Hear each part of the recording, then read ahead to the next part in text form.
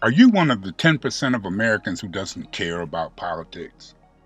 According to a 2014 study from the Pew Research Center, 1 in 10 Americans pay little, if any, attention to what's happening in politics. Politics at its core is about the decisions that are made for us and by us. The Black community especially has felt the impact of political decision making throughout United States history. And if you think those consequences don't affect you now, you'd be wrong. From education to environmental and public health crises to systematic injustice and beyond, politics is as relevant in our lives as ever. Join host OZ Pie the Fourth and Arnessa Pie in the monthly podcast series Life Before and After, where we are joined by special guests to examine the connection between politics and the impact they have had throughout our lives and even in our deaths. 1 in 10 Americans don't give a hoot about politics. As Republicans and Democrats gear up for a presidential election this November, there's one group of Americans that is paying very little, if any, attention to this whole ordeal. Overall, 10% of Americans are what we call bystanders, or the politically disengaged, according to Pew Research Center's Political Typology Report. Hello and welcome to Life Before and After, the show that examines the connection between political topics and the impact they have throughout our lives and even in our deaths. My name is Ozzy Potter IV, and I'm joined today by my lovely wife and co-host, Ms. Arnessa Pye, and we are the owners of the Pye Funeral Home in Detroit, Michigan, and we're excited to start this podcast because as funeral home directors and as owners, we care about your life, before and after. So, hi Arnessa. Hey, OZ. Hello, everyone. This is our very first podcast, and we're packing it with great conversation with 2 very important guests today. But before we get on with the show, please be sure to subscribe to our social media pages. They are Pie Funeral Home on YouTube and Facebook, Life Before and After. Social media handles coming soon.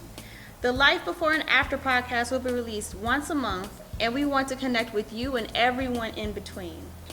Now, as we are quickly approaching November 3rd, which just happens to be my birthday, election day, we wanted to dive right in during our first episode and talk about 2 of the major topics that weigh heavily on the Black community. Now, in this episode, we're going to talk to Black Lives Matter and also the political implications of police brutality and the effects of on our community with community social activist and Detroit Charter Commission member Joanna JoJo Underwood. And we will also ask Commissioner Underwood if there is a difference between being a community activist or a social activist. So, and which one does she prefer to be referred as? So, Arnessa.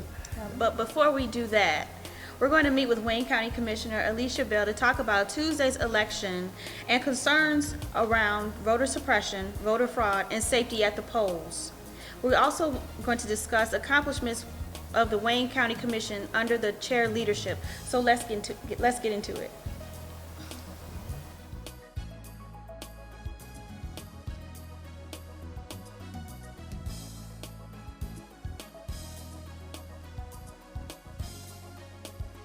Welcome, Madam Chair, and thank you for taking the time from your busy schedule to join us by this Zoom meeting here.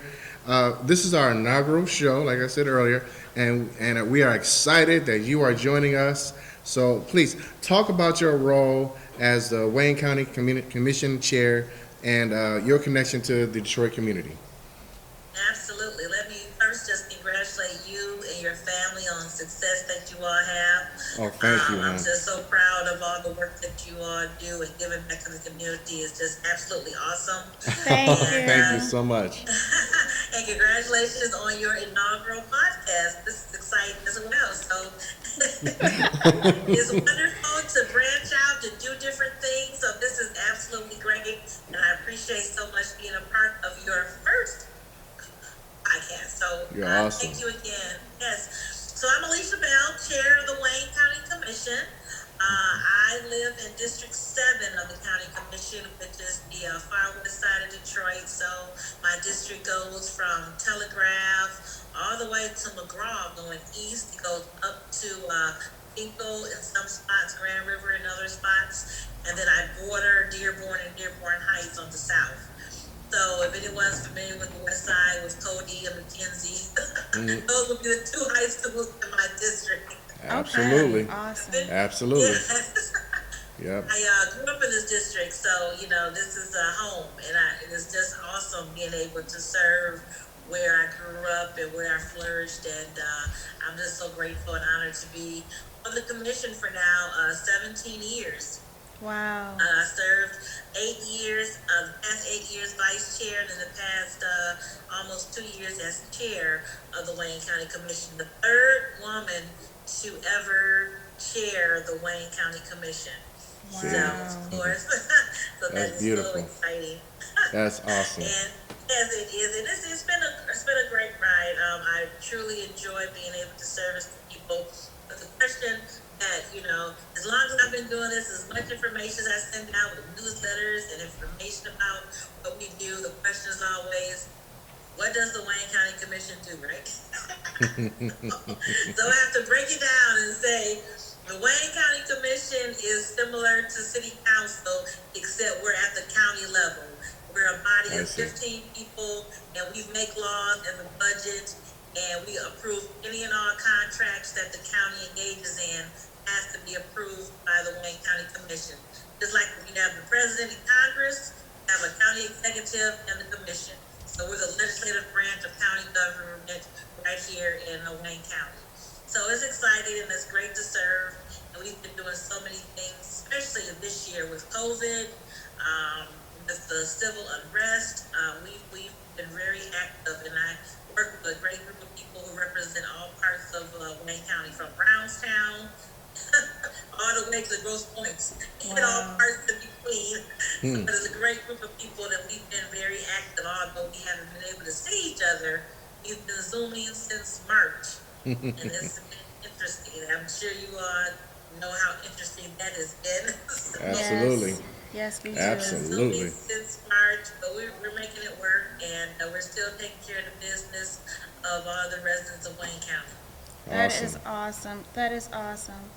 Now, Madam Chair, let's talk about this year's voting process. There's just a few days left before this election is over. Can we get into absentee voting and in-person safety measures? Absolutely. I'm so excited because, you all know this is so much excitement around this election. We have more people voting absentee and early than ever before, which is great. I'm glad that people realize the importance of voting. Unfortunately, when we had our presidential election 4 years ago, people, they didn't feel the candidates, so they just kind of stayed at home.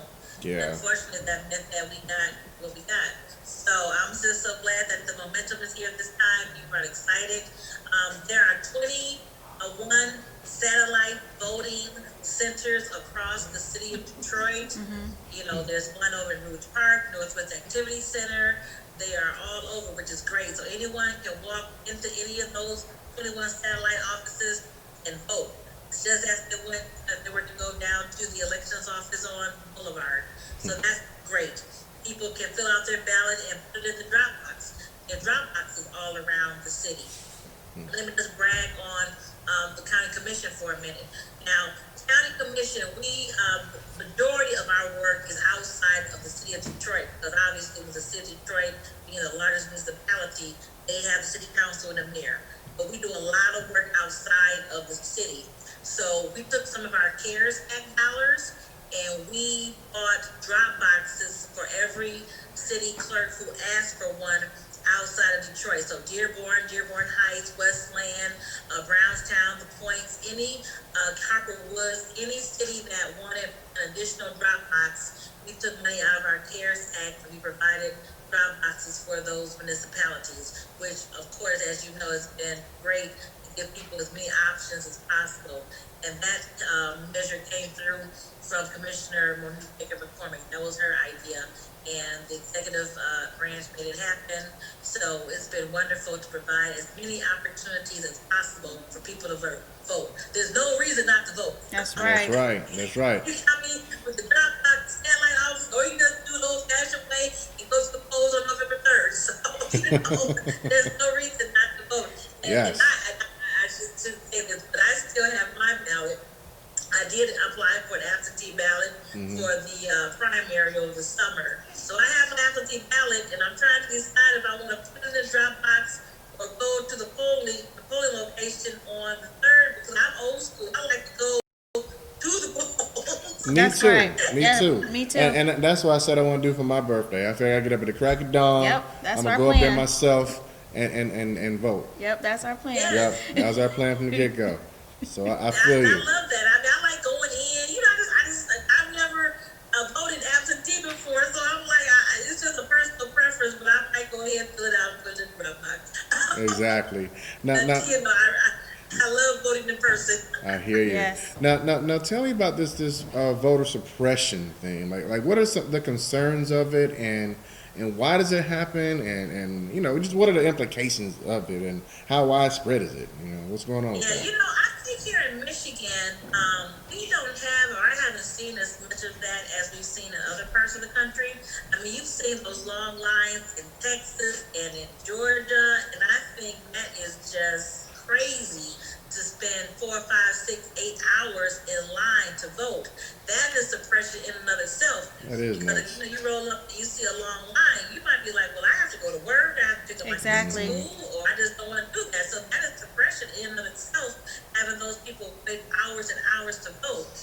I'm glad people are excited to vote, but they should have planned better and had more machines, more opportunities, and different variety of ways to vote. So that's going on in a lot of places across the country, not so much here. The thing that's a little bit concerning is that, Michigan is an open carry state. So you can, have a gun as long as you have it, people can see it.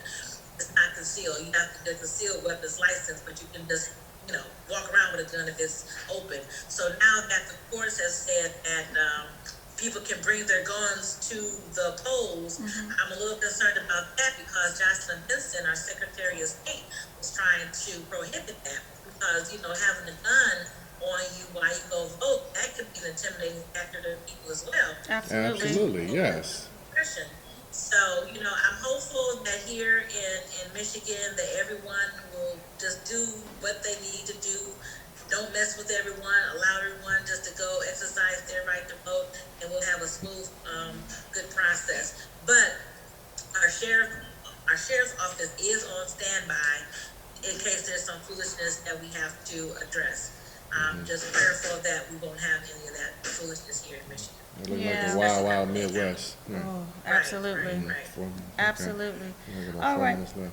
Can you speak about the concerns around voter fraud?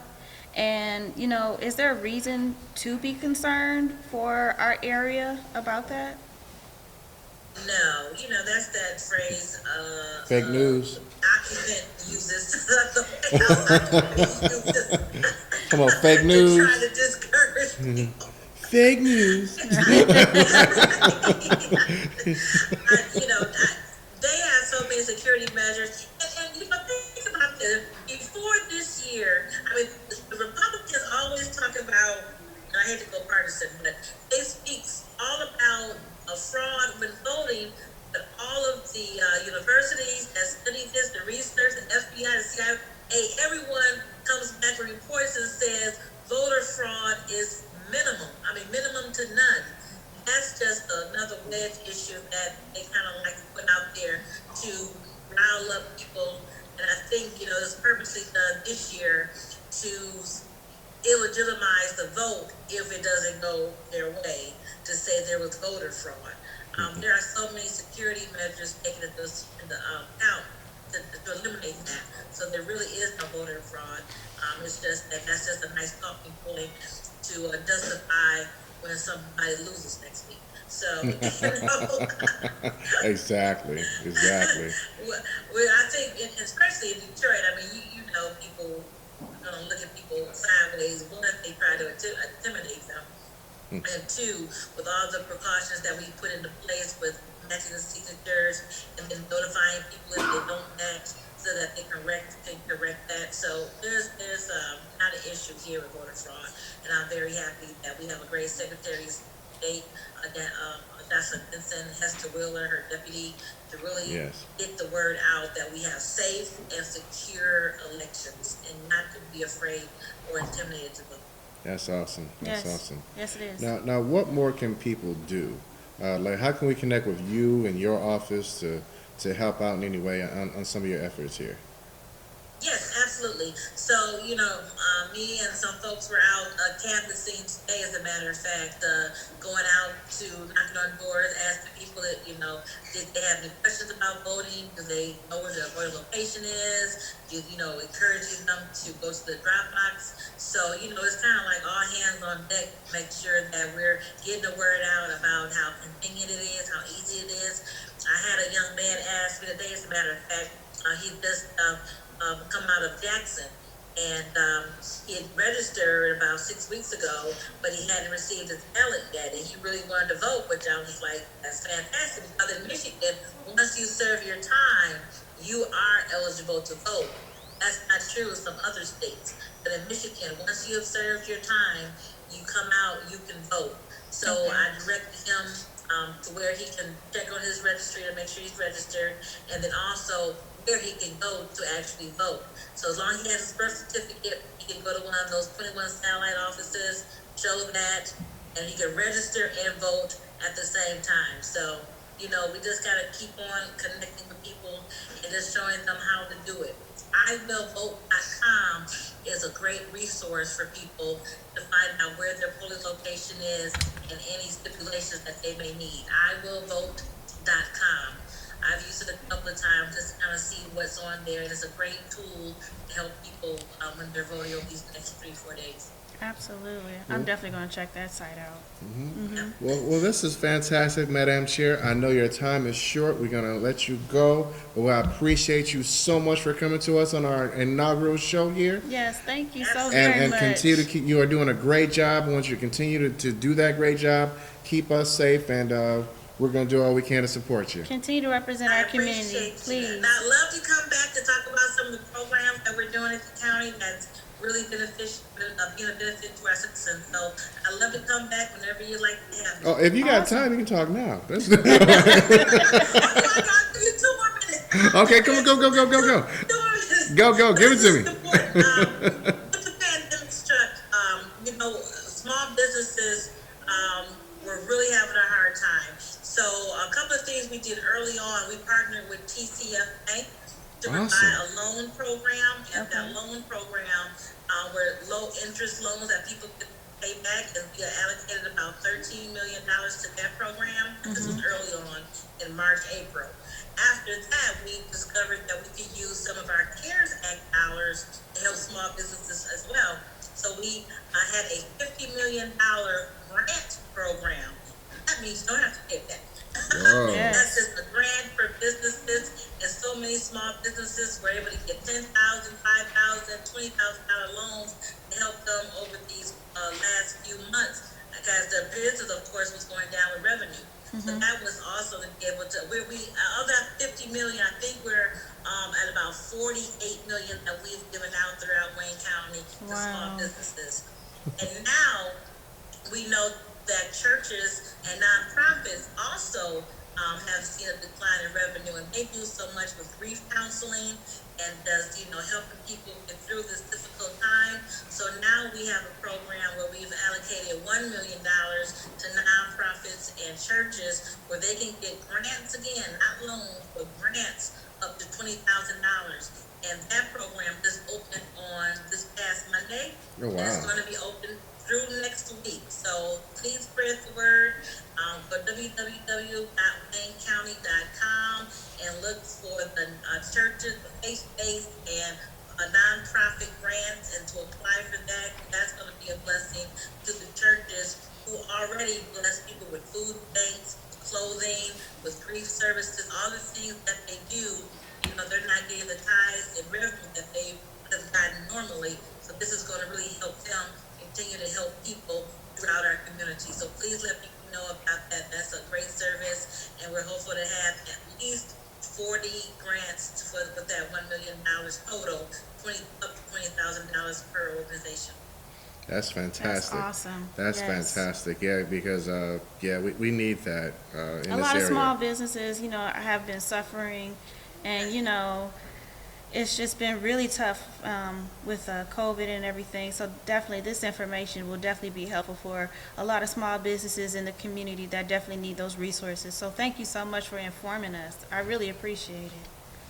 Thank you. Again, just thank you all for what you do for the community. I'm proud that you're in my district, so Yes. anything you all need, I'm there for you. Just continue the great work, and that God continue to bless both of you and your union. Same to thank you, you. my Same dear. to you. Yes, Same to you thank and you. yours. Absolutely. Thank you. Thank you, Madam Chair. We'll be talking to you soon. Absolutely. Thank you so much. Love you. Take Love care you now. too. Bye-bye. Bye.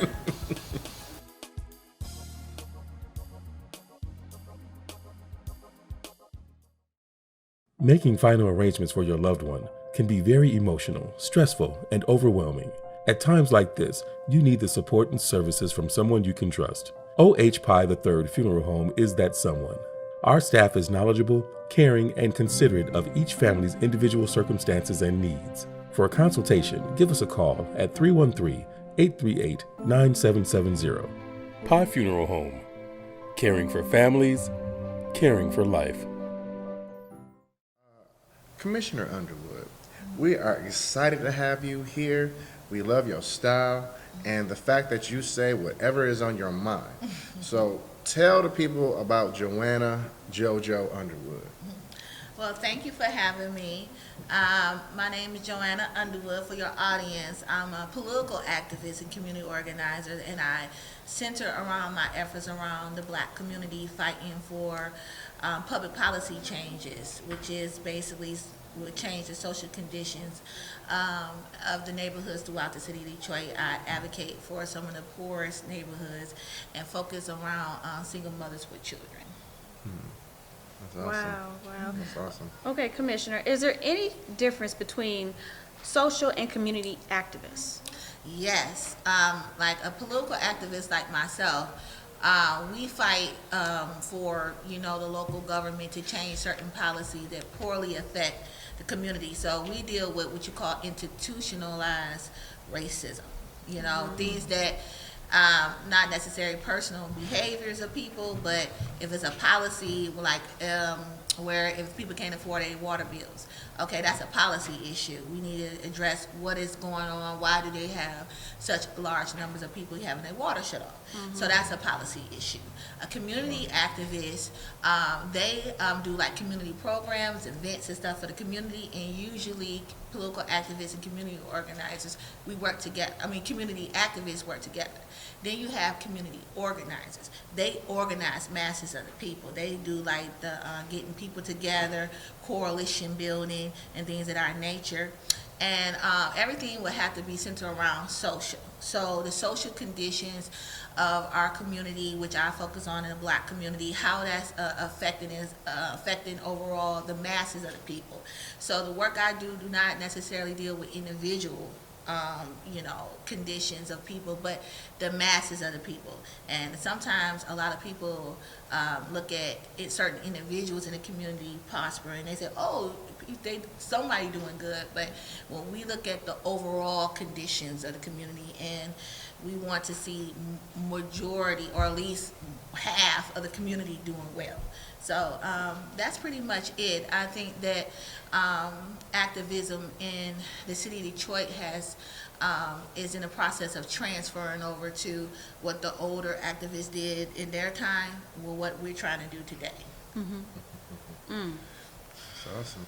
Now, which one would you consider yourself to be? Like, what do you call yourself? You call yourself more political activist? Yeah, I'm a political activist, but I focus on social change and social injustice, everything that had to do with injustice, policy injustice, police brutality, anything that is hurting the black community in a negative way, I pretty much address it in some kind of way, because it just so many areas where we are not doing well at, that it requires, people to wear all hats, That brings me to what I was going to ask you about too. Talk to me about your work in social justice. Actually, more like what sparked your passion to lead? Like, how did your journey lead you to this space that you are right now?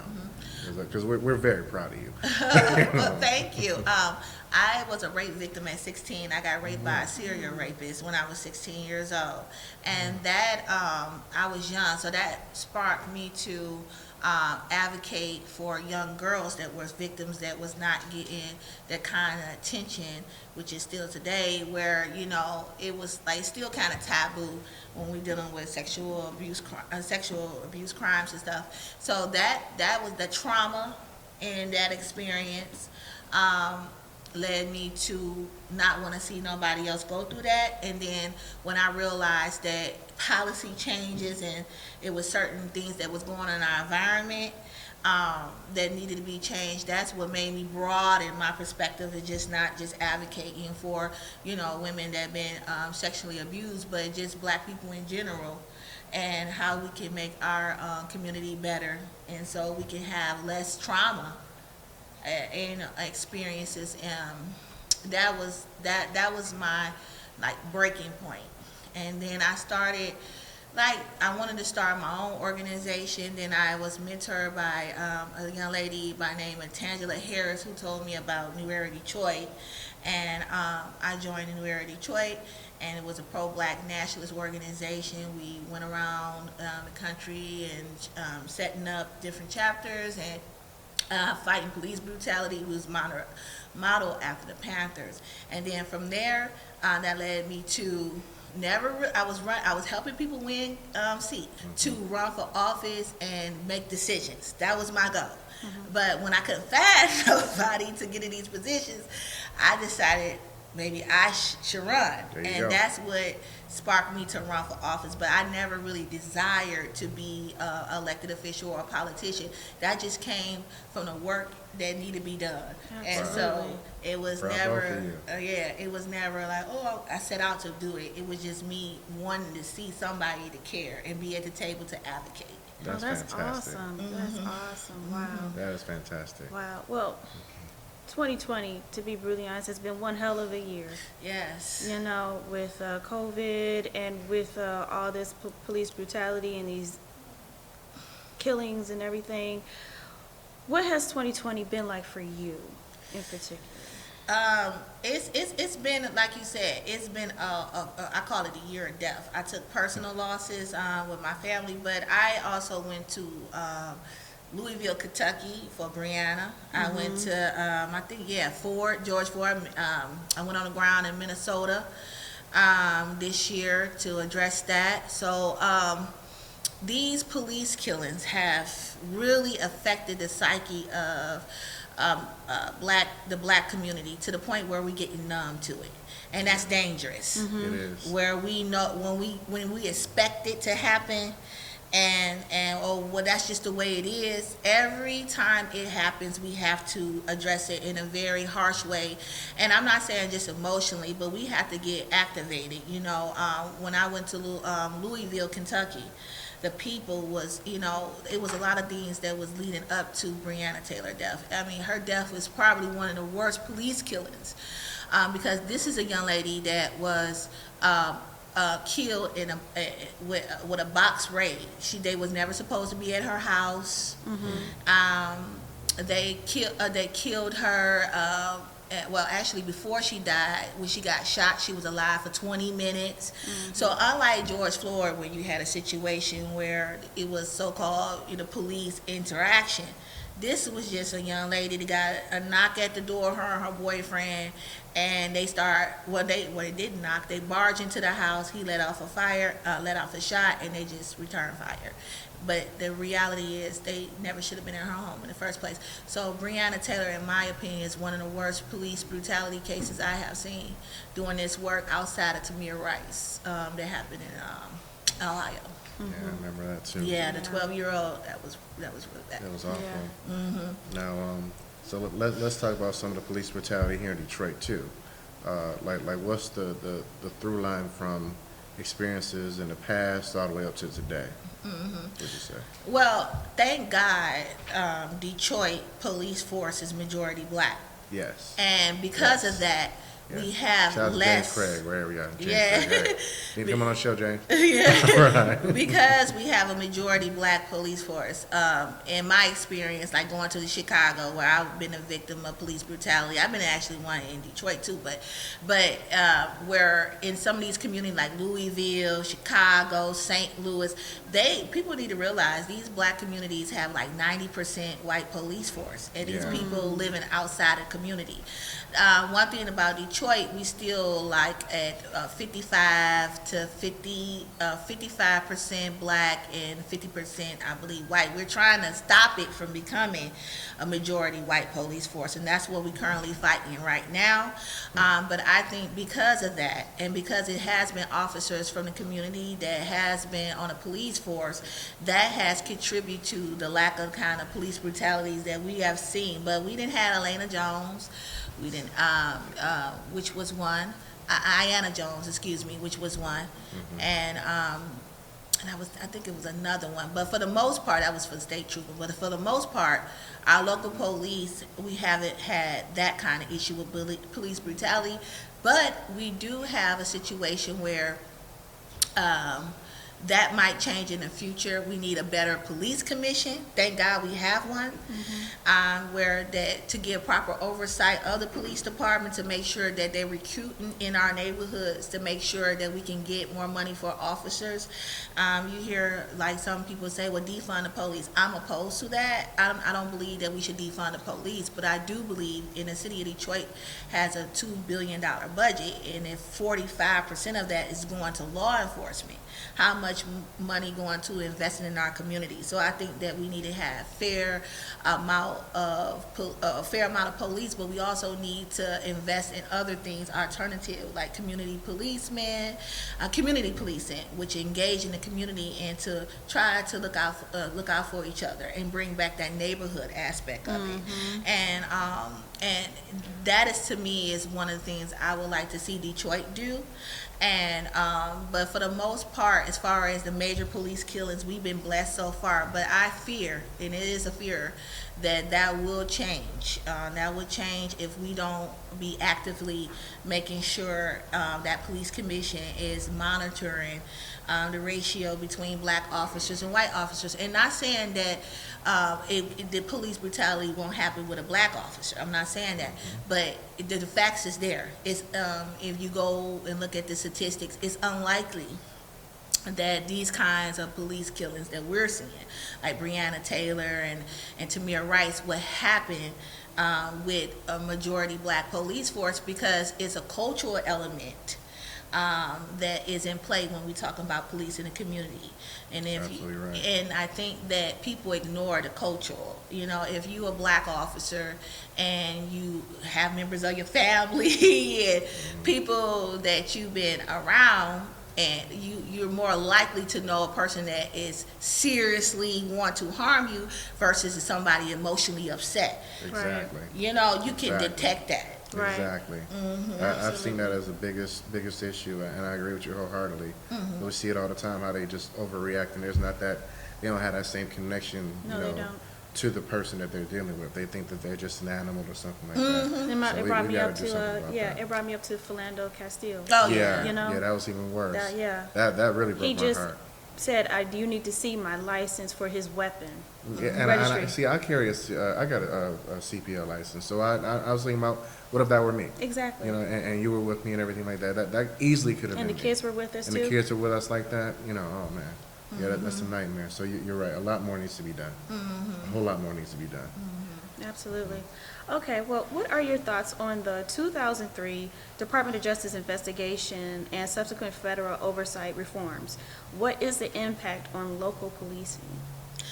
Well, is you referring to the overhaul that they trying to do with the FBI? Okay, the city of Detroit is one of the most violent cities in the country. 70% of our homicides go unsolved. I know y'all see a lot of that. Yes, Death. we do. Yes, we do. Our death rate is like maybe 20 bodies a month or something like that as far as murders. And so because we're one of the most violent cities, they're trying to put more resources into law enforcement. Like I said earlier, that's not always going to be the key to solving violent crimes. I think that the root cause of violent crimes is poverty. When people I agree. have lack resources, they are more likely to go out there and rob. I never seen a billionaire rob a liquor store. Exactly. So obviously when people are deprived of the basic necessities in their life, they're gonna go out there and get it. And so we talking about poverty-stricken neighborhoods where, in my experience canvassing, you got like 5 or 6 people living in an abandoned house with no water, no lights and gas. They desperate. They desperate, and so unfortunately, they result in criminal behavior. I do not believe that the black population here is prone to violence. I don't either. No. I don't believe I don't either. anybody is necessarily prone to violence. I think it's a byproduct of the environment I that agree. we living in, and you can just see it when in wealthier communities is a low crime rate because people have more their needs taken care of.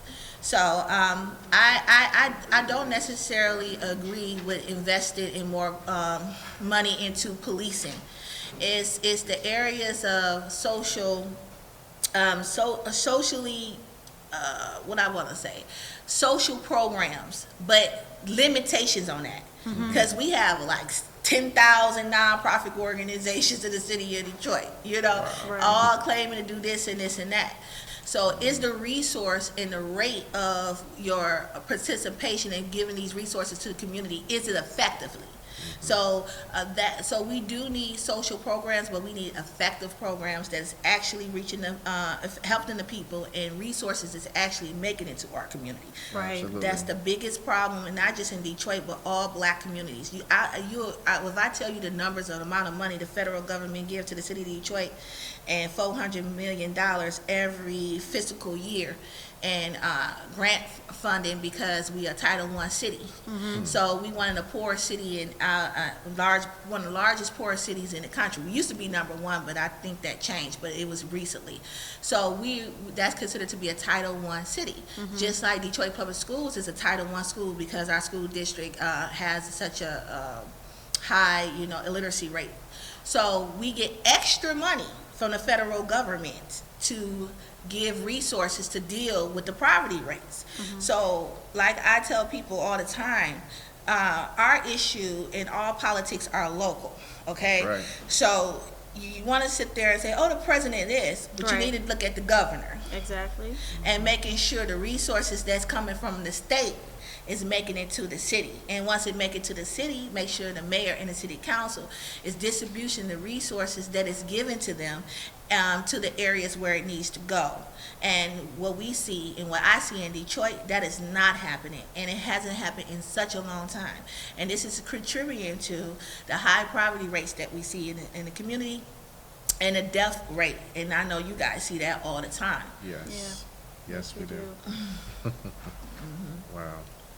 Well, I hear you, hon. And everything you said, I'm like amening over here. I'm like, we in COVID, so I can't really tell you. Absolutely. but But you know what? I'm so sorry to interrupt you, Zeke, but I do have one question in regards to what you said. We got to look at our governors. So this has been happening for decades, where funding has just been, Detroit has been just getting trickle the amount of funding and stuff like that. So it doesn't really matter like the point of view that political candidate is. They could be far left, they could be right, they could be independent. It just seems like for some odd reason Detroit is just not getting the funds, or like Flint or even Pontiac, populations that have like Majority black. Majority black. And I'm glad that you say that because I'm nonpartisan with my politics. That means that our problem in the black community, we've been supporting one political party, and I'm actually doing a political education class. We got to get to the nonpartisanship of creating policy. So what has been happening is that majority black people vote Democrat. So the candidates go into office. They vote based upon party lines. So if you in the state, last in Michigan, and you voting on a bill, but maybe the bill that the Republicans introducing might help your community. But because it's introduced by a Republican, you say, well, I'm not going to support that bill, of course, because whoever sponsors it is a Republican. So I'm going to vote according to the party lines. So this is a big issue, not just in local politics, but and you see this right now playing out in national politics. I think that black communities and black politicians don't have the luxury of playing partisan politics. We have to be bipartisan. We have to work on the other side of the aisle. So if you are a state representative in Lansing and you in the House floor leader telling you, well, you can't support this because they're a Republican and they might benefit the black community, because you got to understand, even if it's not inspired by our community, maybe the trickle down effect might help our community, and it shouldn't matter who sponsored the bill. So I think because the way we've been doing politics, and that's because black people just started doing politics since 1965. Exactly. Our voter, I was doing a class where even though black people got a right to vote in 1870, our vote was suppressed for over 100 years after we had that right. So black politicians only start really running for office to 1960, and we see a high increase about 1970 and 1980. Right now, we only got 3 black senators in the whole entire Congress out of 133 seats. And out of 435 seats in the House of Representatives, we only got 43. So we are very limited as far as our representation. But when we get to the local level, like Detroit, or other places, we have black representation, but because the way they do politics has really affected the overall result of what we want to see in our community. All right. Okay. All right. Now, let me switch gears with you. Let's get back to the streets a little bit. Okay. So what does the future of the Black Lives Matter movement look like in your view? Well, I hope it's not a phase that will fizzle out. I know that these movements comes and it goes, and I just want people to keep up the momentum. I've been out there marching. Myself and my colleague Miko Williams did the first George Floyd protest downtown, and so what I would like to see is that it keep going and that a policy change come out of it. So the whole purpose of marching and protesting is that we actually get a policy win and things change of how we police in this country. Yes. And if that don't happen, then we're just what's the point? What's the point? What's the point? You're absolutely right. Absolutely right. Wow. Absolutely right. All right. Well, how can the community, how can people support your efforts? Well, the main thing I tell people to do is everybody is not going to be an activist. Everybody is not going to be an organizer. But what you can do is when you vote or keep a track of what's going on in your community. Start local block clubs. Also, keep a track of your city council people, because a lot of times these decisions being made, and when it say public comment, which is your opportunity to reject to the policy or whatever, people are not there. And so I think that people need to keep up with what's going on in the city is government, and be engaged in that way. Also get involved in a block club and organize one if you don't have one. And the way you can keep up with me is that you can go to, I got email joannaunderwood1983@gmail.com, and I try to inform the people as much as possible. Or you can follow me on Facebook, JoJo Underwood, on my Facebook page. Awesome. Well, thank you for joining us, Commissioner Underwood, and continue to be safe and be the hero that you have been. Absolutely. Your attitude is so infectious. You've got me feeling inspired. What I need to ask more questions. You know what's going on. Yeah, we got to do more homework. I honestly, I'm thinking about, we have the Pi Family Services, our new nonprofit that I definitely look forward to working with you and members of the community to try to make sure we can identify how and who needs the help in our community. And that's exactly what we're all about. We're trying to eradicate poverty.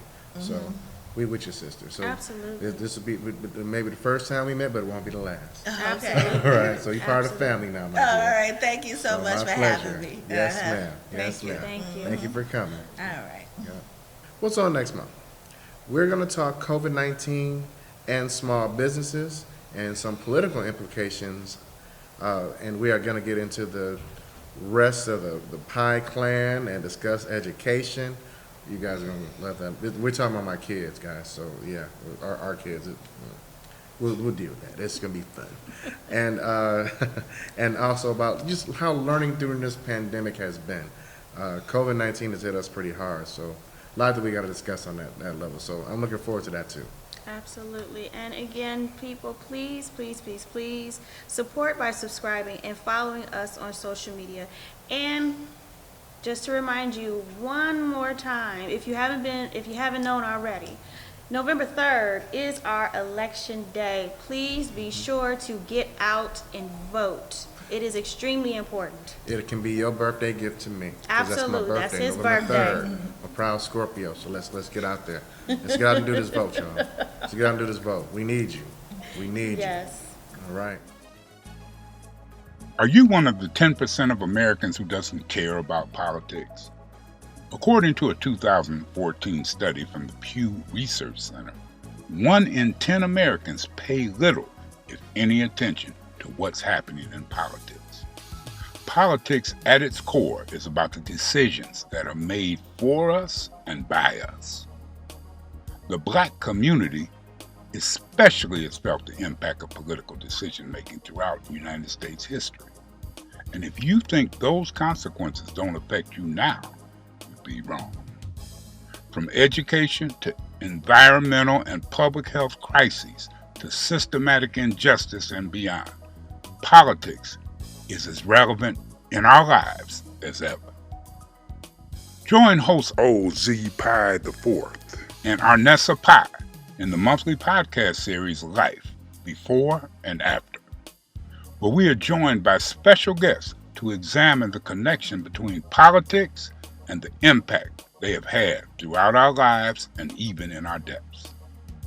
1 in 10 Americans don't give a hoot about politics. As Republicans and Democrats gear up for a presidential election this November, there's one group of Americans that is paying very little, if any, attention to this whole ordeal.